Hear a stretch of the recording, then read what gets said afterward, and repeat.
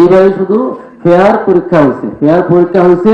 আগে ওই সরকার, আমি বদনাম না ওনারা ওনাদের চিন্তা করছে, ওই সরকার শিক্ষা ব্যবস্থাকে ইচ্ছা করে ধ্বংস করছে, ইচ্ছা করে। যে অটো পাস টোটো পাস করে ছাত্ররা বর্তমান 90% পাস, ফ্রি 90% পাস।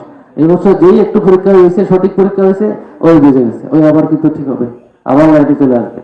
পরিশ্রম করতে আমরা করছি না, কি পরিমাণ পরিশ্রম। একদিন পরীক্ষা দিলে মানে আমাদের যে পরীক্ষাটা কবে হবে, পরীক্ষা শেষ কোন দিন হবে, পরীক্ষা শেষ হলে মনে আলহামদুলিল্লাহ, আল্লাহ আমার মধ্যে বাঁচাইছে। আর পরীক্ষার আগে এক দিবস ঘুম নাই, আর ছাত্ররা ভাবতেই দেয় না কি রে আমার তো অটোমেটিক পাস।